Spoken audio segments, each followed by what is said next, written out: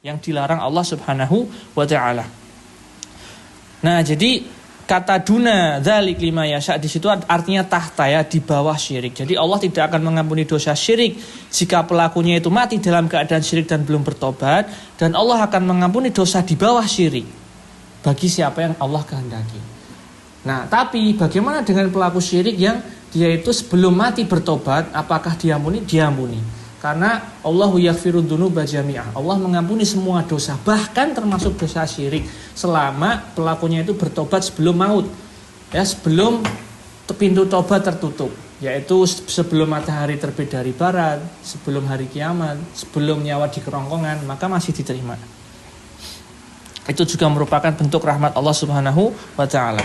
Maka kemudian Syekh Shalih Al-Fauzan melanjutkan dengan menjelaskan perkataan Syekh At-Tamimi di atas, fa idza arafta anna syirka idza khalatal ibadah afsadaha wa ahbatal amal wa sara sahibu minal khalidin ila akhirih. Maka Syekh Shalih Al-Fauzan menjelaskan, madama annaka arafta anna tauhid wa huwa ifradullah bil ibadah yajibu an ta'rifa ma huwa syirk. Selama kamu telah mengetahui apa itu artinya tauhid, maka wajib juga bagimu mengetahui pentingnya syirik ini, bahayanya syirik ini. Li'anna alladzi la ya'rifu syai' ya qa'afi. Karena ini juga kaidah, ini kaidah dari para ulama. Seorang yang tidak mengetahui sesuatu maka akan memungkinkan untuk terjerumus ke dalam sesuatu tersebut. Fala budda annaka ta'rif anwa'us syirk min ajli an tatajannabaha. Maka wajib bagimu mengenal jenis-jenis syirik sehingga kamu bisa menghindari syirik-syirik tersebut. Li'anallahu hadara minasyirki wa qala innallaha la yaghfiru ayyushraka bihi wa yaghfiru ma duna dzalika liman yasha. Karena Allah telah memperingatkan kita tentang bahaya syirik sebagaimana ayat yang telah tersebut tadi. Fa hadza syirku ladzi hada khataruhu wa huwa annahu yahrimu minal jannah. Karena syirik itu mengharamkan seorang dari surga Allah Subhanahu wa taala. Allah Subhanahu wa taala juga berfirman dalam surat Al-Maidah, ini enggak jelas tulisannya, afan. Innahu may yusyrik billahi faqad harramallahu alaihil jannah. Sesungguhnya siapa yang berbuat syirik maka sungguh Allah telah mengharamkan baginya surga, naudzubillah.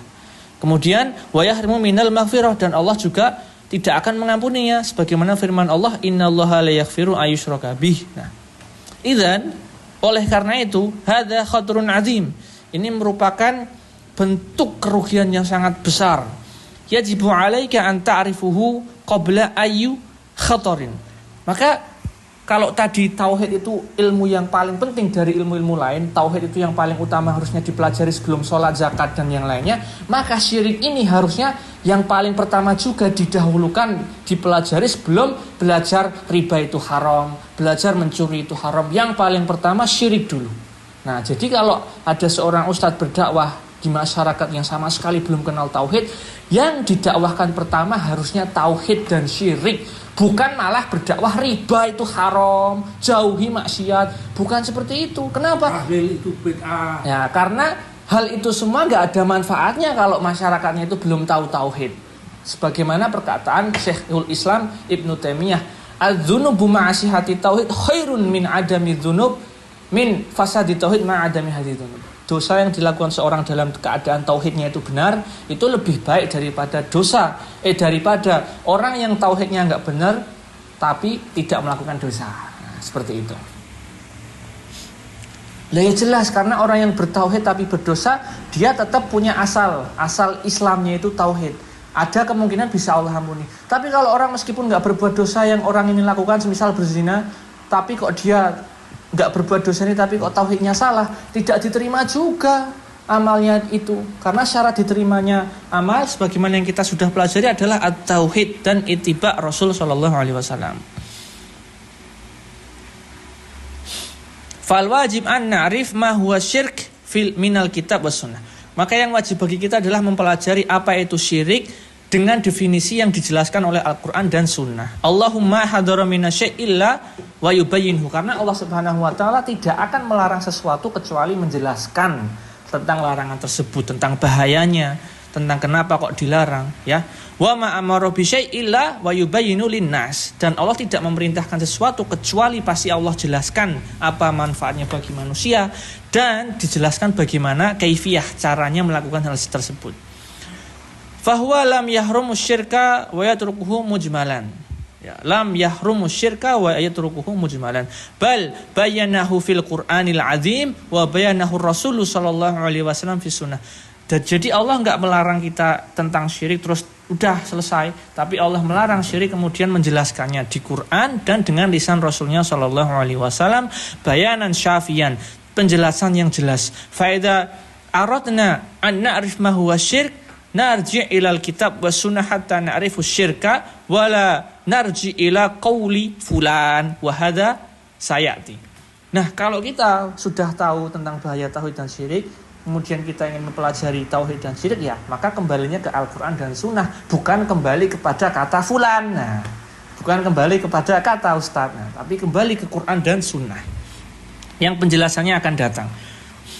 Nah, kemudian Syekh At-Tamimi, ini kembali lagi ke Syekh At-Tamimi, penulis matanya yang asli, beliau melanjutkan di alinea kelima, Al-Qaidatul Ula.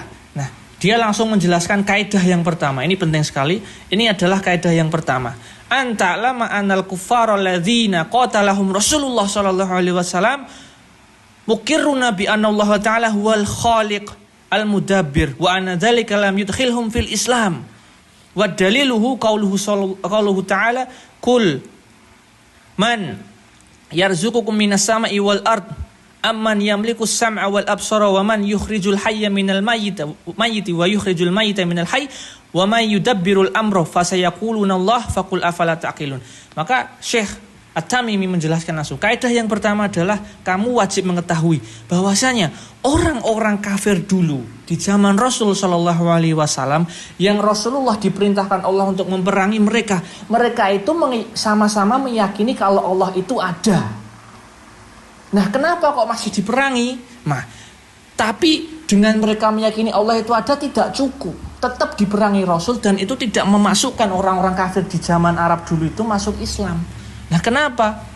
Karena Allah Subhanahu wa taala berfirman, "Qul," katakanlah Muhammad, tanyakan kepada mereka, "Man yarzuqukum minas sama'i wal ard?" Siapakah yang beri kalian rezeki dari langit dan bumi? Amman yamliku as-sam'a wal absara wa man yukhrijul hayya minal mayyiti wa yukhrijul mayyita minal hayy.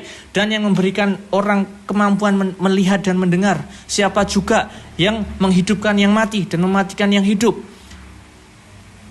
Dan siapa yang mengatur segala urusan? Maka mereka orang-orang kafir itu menjawab, fasayaquluna Allah. Mereka tahu yang melakukan itu semua itu Allah Subhanahu wa taala. Maka Allah kemudian memberikan tanggapan, afala taqilun. Nah, kalau kamu tahu, kenapa kamu tidak bertakwa? Nah, di sini ada takdirnya. Isinya kenapa Allah menanyakan seperti itu? Maksudnya, kalau kamu tahu itu, kenapa kamu masih menyembah selain Allah? Kenapa kalian masih menyembah Lata dan Uzza? Kamu menyembah Allah, iya, tapi kenapa kalau kamu telah tahu Allah itu yang maha segala sesuatu, maha esa, tidak ada sekutu baginya? Nah, tapi kenapa kok kamu masih menyembah si Lata, masih menyembah Uzza, masih menyembah sembahan-sembahan lain selain Allah? Afala taqilun, apakah kamu tidak berpikir? Dan afala tattaqun, Allah mengatakan kenapa kamu tidak bertakwa? Nah, itu yang kaidah pertama. Penjelasannya dijelaskan oleh Syekh Shalal Al-Fauzan. Maka Syekh Shalal Al-Fauzan hafizahullah mengatakan, "Anta'rif annal kuffar alladziina qatalam Rasulullah sallallahu alaihi wasallam kanu muqarribuna bi tauhidir rububiyah." Nah, jadi ini tauhid, Pak. Jadi tauhid itu ada 3 jenis. Dan pembagian jenis tauhid ini tidak berdasarkan akal manusia, tapi berdasarkan istiqror. Istiqror itu penelitian ulama. Jadi ulama dari itu termasuk menurunkan ajaran Nabi itu di dalam Al-Quran, isinya ditelaah ada 3 tauhid di situ. Jadi kalau kita membahas tauhid rububiyah, tauhid uluhiyah, tauhid asma wa sifat, kita kalau dikira orang, wah itu bid'ah itu, tauhid rububiyah, tauhid asma wa sifat, tauhid uluhiyah kan nggak ada di Al-Quran. Ya memang nggak ada, tapi itu buah dari adanya Al-Quran, diambil kesimpulannya, muncullah pembagian tauhid ini agar kita memahaminya lebih paham. Sekarang kamu orang-orang bodoh itu tak tanya ya. Sekarang kamu tak tanya, apakah di Quran itu ada penjelasan bagaimana cara wudu dari awal sampai akhir? Nggak ada. Di Quran itu cuman Allah Subhanahu wa taala berfirman, "Ya ayyuhalladzina amanu idza qumtum ilas shalah faghsilu wujuhakum wa aydikum ilal marafiq." Kemudian wamsahu bi ru'usikum wa arjulakum ilal ka'bain. Allah cuma bilang gitu, kalau kamu mau sholat wahai orang-orang yang beriman, basuhlah tanganmu, terus barui wajahmu, terus tanganmu, terus kakimu. Wes, cuman itu Allah. Tapi apakah orang yang melakukan itu sah wudunya? Tidak. Kenapa? Karena masih ada penjelasan dari Rasul Shallallahu Alaihi Wasallam, banyak hadis lainnya. Nah, inilah disebut istiqrar. Jadi ulama membuat tutorial cara sholat dari awal sampai akhir, dari takbir, wudu, itu semua bukan bid'ah, tapi buah dari Quran dan Sunnah yang sudah dimudahkan oleh ulama agar kita mudah memahaminya. Seperti itu. Karena ada di sana itu orang-orang ahlu bid'ah yang ngeyel, membantah, wah itu tauhid itu ini mesti bid'ah. Karena itu mereka tidak tahu. Orang tidak tahu, mengaku-ngaku sok tahu, akhirnya tambah kelihatan tidak tahunya. Seperti itu. Nah, sekarang ini tauhid rububiyah ya. Jadi seseorang tauhid rububiyah itu simpelnya bisa dicatat. Tauhid rububiyah adalah tauhid tentang perbuatan-perbuatan Allah. Jadi kita meyakini Allah itu satu-satunya yang memberi rizki, Allah itu satu-satunya yang mengatur segala urusan, Allah itu satu-satunya yang bisa menghidupkan dan mematikan, Allah itu satu-satunya yang maha segalanya. Nah, ini tauhid rububiyah, yaitu keyakinan kita meyakini Allah itu maha esa dalam perbuatannya. Nah, ini tauhid rububiyah. Nah, sekarang masalahnya, apakah seorang ketika sudah meyakini tauhid rububiyah dia masuk Islam? Jawabannya belum. Buktinya apa? Buktinya tadi yang disebutkan Syekh At-Tamimi. Orang-orang kafir zaman dulu itu mereka meyakini tauhid rububiyah, meyakini Allah itu yang maha begini, Allah itu yang maha begitu. Tapi yang membuat mereka nggak masuk Islam adalah bersamaan dengan mereka meyakini tauhid rububiyah ini, mereka masih menyembah kepada Lata, kepada Uzza, kepada sapi. Nah, itulah yang membuat mereka tidak Islam. Padahal konsekuensi dari kita meyakini Allah itu maha esa, ya kita harus mempersembahkan ibadah kita kepada yang Maha Esa saja, harus kepada Allah Subhanahu wa taala. Nah, itu penjelasan dari saya. Adapun kita lanjutkan penjelasan dari Syekh Shalih Al Fauzan, maka beliau hafizahullah taala berkata, nah jadi orang-orang kafir zaman dulu itu mereka meyakini tauhid rububiyah. Namun ma'adzalika iqraruhum bi tauhidir rububiyah lam yudkhilhum fil Islam wa lam yahrum dima'uhum wala amwalihim. Akan tetapi pengakuan mereka terhadap tauhid rububiyah itu tidak cukup memasukkan mereka kepada Islam dan mengharamkan hartanya. Maksudnya tetap diperangi oleh Rasul meskipun mereka bertauhid rububiyah. Seperti itu. Fadalla dzalika ala anna tauhid laisa huwal iqrar bi rububiyyati faqat. Wa anna syirka laisa huwa syirku fi rububiyyah faqat. Bal laisa hunaka ahadun asyraka fi rububiyyah illa syawadu minal khalqi wa ila faqulul umami tukirru bi tauhidir rububiyyah wa tauhidur rububiyyah huwa al-iqrar bi anna Allah wal khaliq ar-raziq al-muhyi wal mumit wal mudabbir au bi ibaratin akhsar tauhidur rububiyyah huwa ifradullah taala bi af'alihi. Nah, jadi maka hal tersebut menunjukkan bahwasanya tauhid itu tidak tauhid rububiyah saja. Ya, jadi tidak cukup dengan meyakini saja. Nah, maka apa intinya dari tauhid rububiyah itu? Nah, ini saya memberikan ringkasan. Intinya tauhid rububiyah itu tauhid mengesahkan Allah di dalam perbuatannya. Nah, bisa dipahami toh? Intinya tauhid rububiyah itu tauhid yang kita mengesahkan Allah dalam semua perbuatan Allah. Tadi kita meyakini Allah itu yang maha memberi, Allah itu yang maha mematikan, yang maha menghidupkan, Allah itu yang maha memberikan penyakit, menyembuhkan penyakit. Allah yang maha esa dalam perbuatannya. Ini tauhid rububiyah. Nah, hanya saja tidak cukup dengan tauhid rububiyah.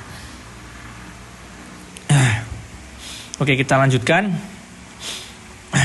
Fala ahadun minal khalqi ad'a anna hunaka ahad yukhliqu ma'allah ta'ala aw yarzuqu ma'allah aw yuhyi aw yumit bal musyrikuna muqarruna bi anna Allah huwal khaliq ar-raziq al-muhyi wal mumit al-mudabbir.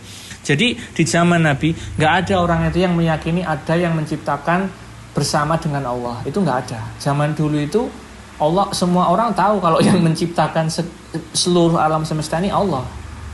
Mereka enggak meyakini ada Tuhan selain Allah di situ. Akan tetapi mereka ketika menyembahnya itu, beribadahnya kepada Allah tapi juga kepada selain Allah, itulah yang membuat mereka tidak Islam tapi kafir. Sedangkan yang Islam mempersembahkan semua ibadah dari wudhu, sholat, zikir, semua untuk Allah. Berkurban untuk Allah subhanahu wa ta'ala. Allah subhanahu wa ta'ala berfirman, wala in sa'altum man khalaqas samawati, tadi ayatnya, ketika kul, katakanlah, maka ketika kamu menanyakan kepada mereka orang-orang kafir itu, man khalaqas samawati wal ard la yaquluna Allah, siapakah yang menciptakan langit dan bumi, maka orang-orang kafir itu akan menjawab Allah. Nah, kul man rabbus samawati wal rabbus samawati sab'i wa rabbul marsyil azim sayaquluna Allah.